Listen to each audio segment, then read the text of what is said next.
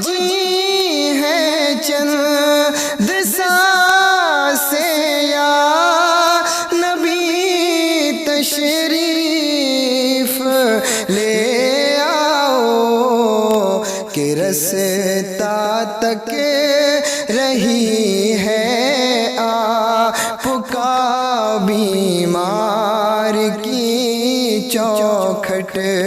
साहिबों, आए दिन उठते जनाजे, फैली हुई कब्रें, लोगों के हुजूम, कांधा बदलने तक की फुर्सत नहीं मिलती।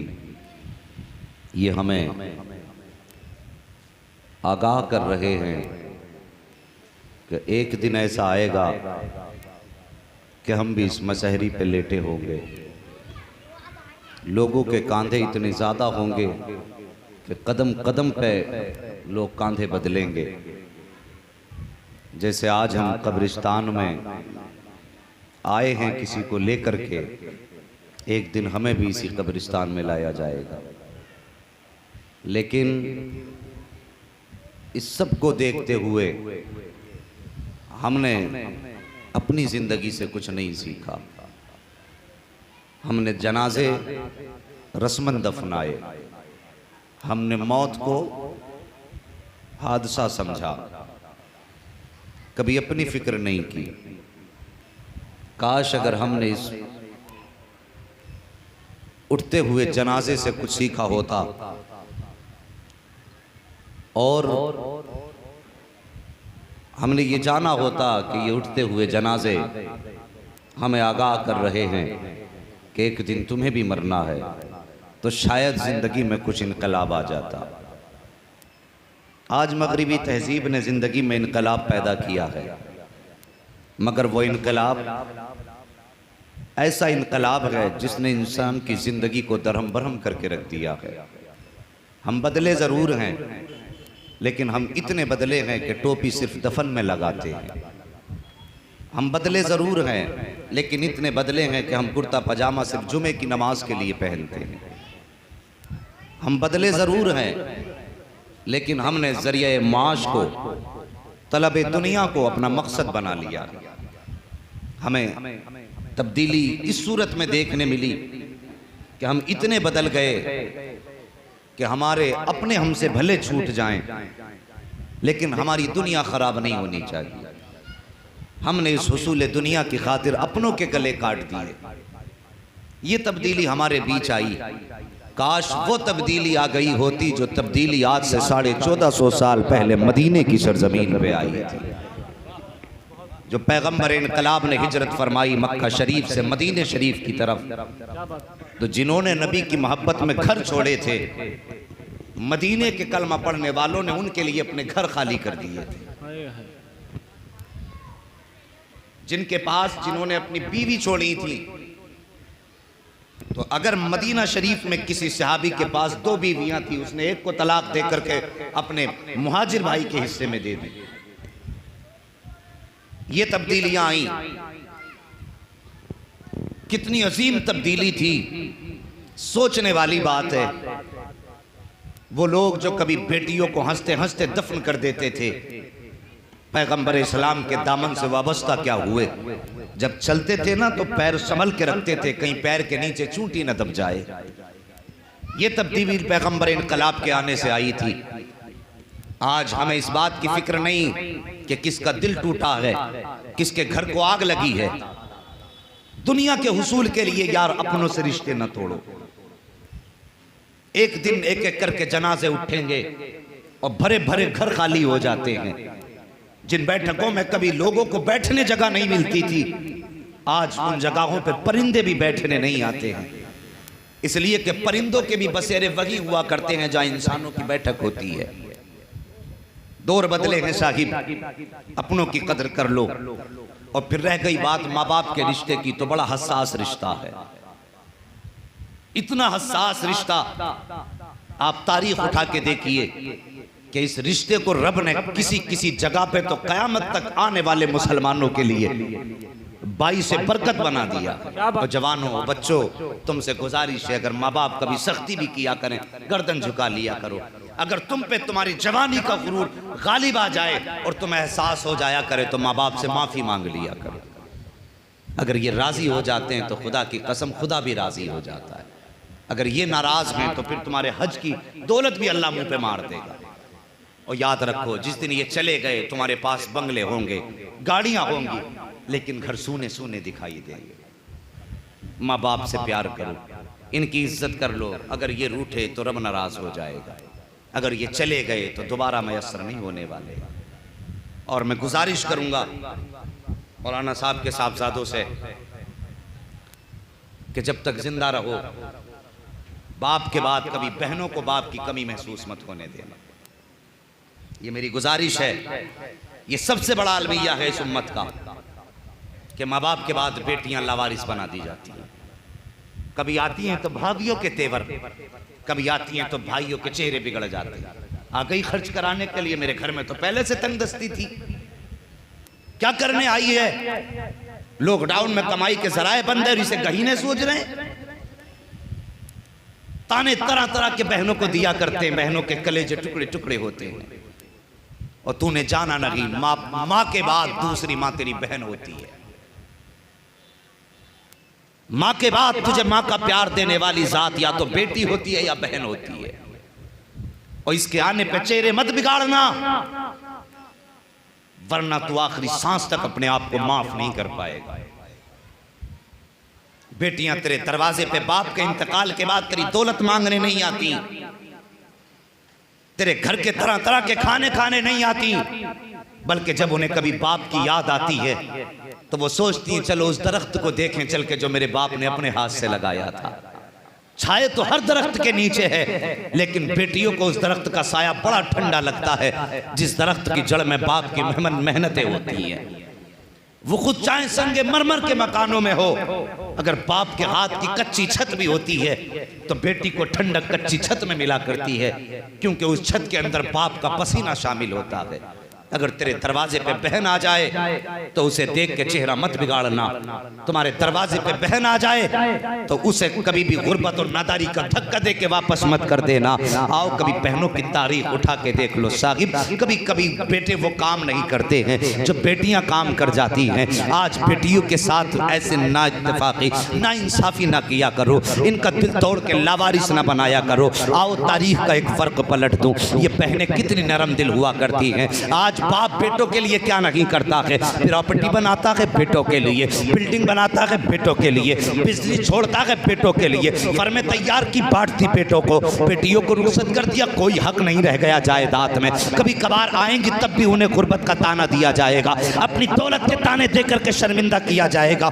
यार बहन बेटियों के साथ ये किया ना करो, इनके साथ ये सुलूक ना किया करो। आओ तुम एक बाप की कहानी बता दूं। एक बाप था, बड़ा अमीर बाप, अल्लाह ने उसे 4 बड़ी बड़ी मीलें दी थी, 4 मीलें दी, 4 बेटे दिए गए। उसने चारों बेटों को पढ़ाया लिखाया और अपने 4 बेटों के नाम अपनी सारी संपत्ति कर दी। लेकिन जब बेटी का निकाह किया तो बेटी के निकाह के वक्त में जो कुछ बेटी को देना था दे दिया। उसके बाद किसी बात पर ना इत्तेफाकी हो गई, समधी समधी में कोई बात हो गई। बड़ा अजीब मामला है, झगड़ा समधी से होता है। बेटा बाप बेटी के दरवाजे पे जाना छोड़ देता है, समधी से झगड़ा है। बेटा बाप बेटी के दरवाजे पे बाप आने तैयार नहीं है। वो यार छोटी छोटी बातों पे इतने करीबी रिश्तेदारों को छोड़ दिया जाता है, हमें हया नहीं चाहिए। जैसी आपस में समधी समधी में कोई बात हुई, उसने बेटी के दरवाजे पे जाना बंद कर दिया, उधर से समझे आने वालों ने आना बंद कर दिया। अब बेटी ससुराल में जाके फंस गई। अल्लाह अकबर, 10 साल का अरसा गुजर गया लेकिन बेटी को कोई बुलाने नहीं गया है।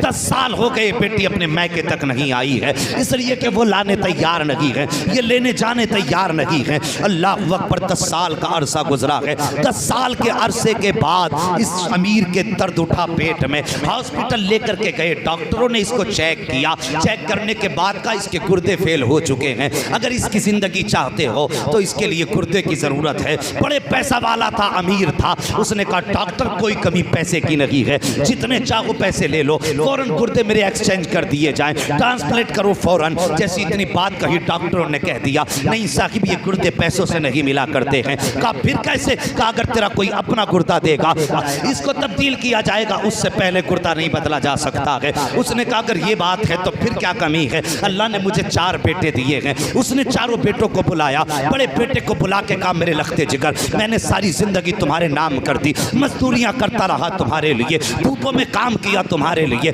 आलीशान बंगले बनाए तुम्हारे लिए, शानदार बिजनेस कायम किया तुम्हारे लिए, ताकि तुम्हारी जिंदगी सुकून से गुजर जाए। दुनिया का हर ऐश तुम्हारे कदमों पर डाल दिया है। ए मेरे लखते जिगर, आज मेरा गुर्दे खराब हो चुके हैं। डॉक्टरों का कहना यह है कि अगर जीना चाहते हो तो गुर्दे का इंतजाम कर लो। बेटे सिर्फ एक गुर्दा दे दो, ताकि मैं कुछ दिन तुम्हारे साथ खुशी के पल गुजारना चाहता हूँ, ऐश की जिंदगी तुम्हारे साथ जीना चाहता हूँ। जब बाप ने इतनी बात कही थी, बेटे ने चेहरा मोड़ के कहा था बाबा अब तुम्हारी जिंदगी तो कट चुकी है, हम अपना गुर्दा दे करके अपनी जिंदगी बर्बाद नहीं कर सकते हैं। ओ बाप, मैं तुझसे पूछना चाहता हूँ, तू किसके लिए जिंदगी बर्बाद कर रहा है? जो तुझे गुर्दा तो क्या एक वक्त का खाना देने तैयार नहीं है, उसके लिए जिंदगी तबाह कर रहे हो। जो तुम्हें दस्तरखान पे बैठाने तैयार नहीं है, उसके लिए जिंदगी बर्बाद कर रहे हो। जैसी बेटे ने इतनी बात कही है कि हम गुर्दा दे करके अपनी जिंदगी बर्बाद नहीं कर सकते, तीनों बेटों ने यही जवाब दिया। बाप को हॉस्पिटल में छोड़ा, वापस पलट जाते हैं, बाप की आंख में आंसू आए,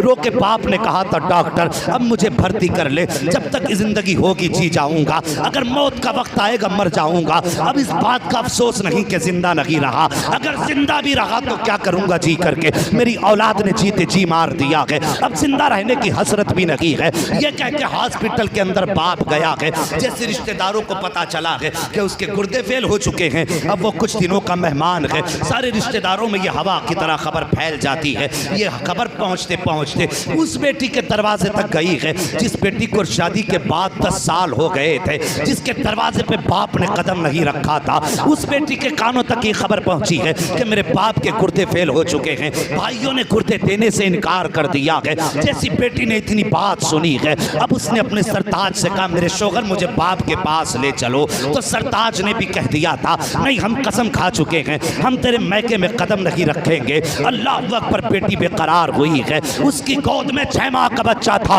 उसने 6 माह के बच्चे को सीने से लगाया, 150 किलोमीटर का सफर तय किया, उस हॉस्पिटल में आई जहाँ पे बाप भर्ती था। आने के बाद डॉक्टर से कहती है, डॉक्टर कहा क्या? का फला नाम का मरीज तुम्हारे अस्पताल में है। कहा हाँ है तो सही। का परेशानी क्या है?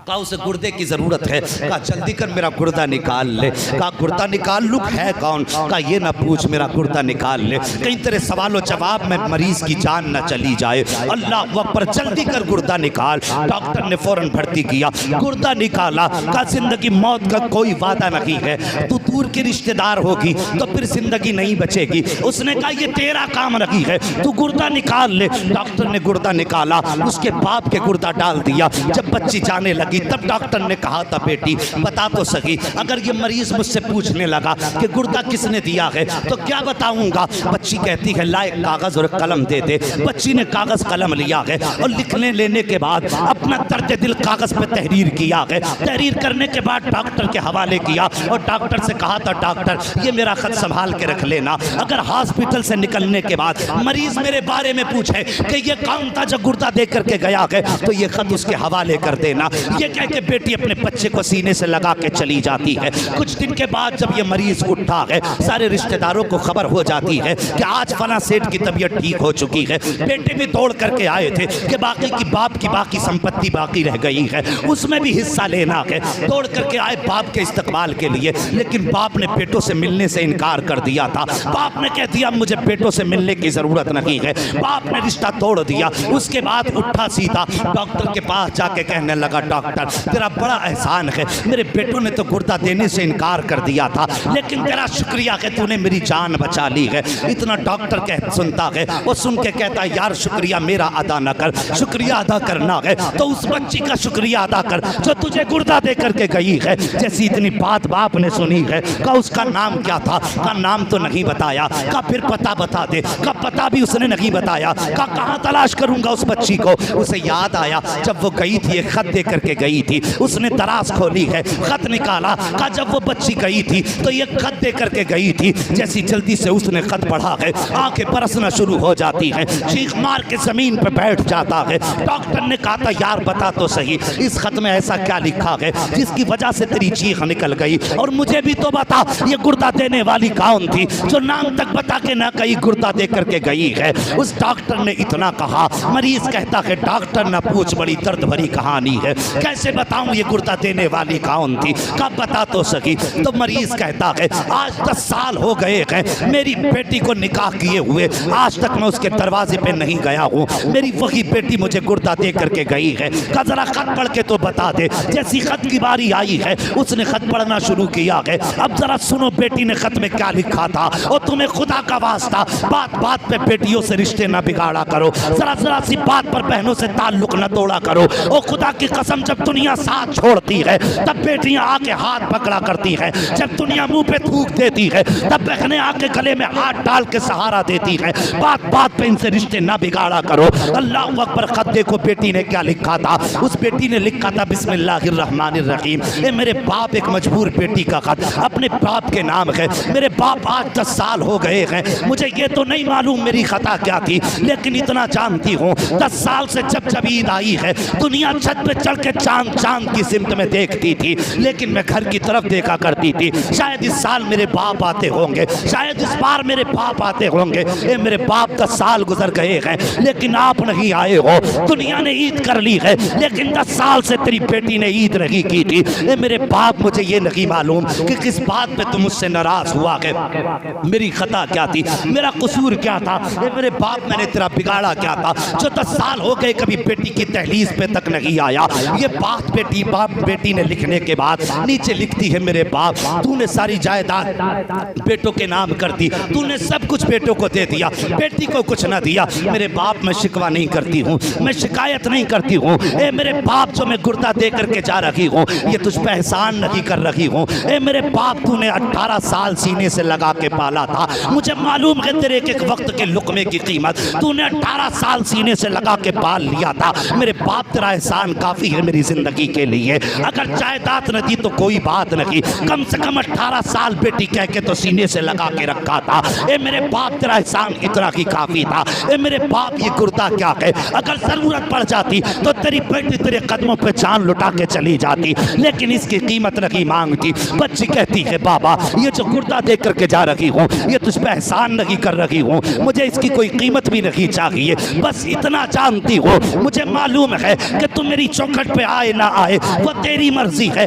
मैं ये भी नहीं कहती मुझे बुलाने आ जाना, मैं ये भी नहीं कहती मेरे घर पे आ जाना, लेकिन तेरी बेटी एक बात कहना चाहती है। ए मेरे बाप, अगर मेरा इंतकाल हो जाए तो मेरे जनाजे को आके कांधा लगा देना, बस इतना चाहती हूँ। तेरी बेटी का जनाजा उठे तो कोई ये ना कह सके कि एक बदनसीब बेटी का जनाजा जा रहा है, बल्कि तू आके कांधा लगा देना। जब तेरा कांधा लगेगा दुनिया देखेगी तो ये कहेगी ये बदनसीब बेटी का जनाजा नहीं बल्कि खुशनसीब बेटी का जनाजा जा रहा है।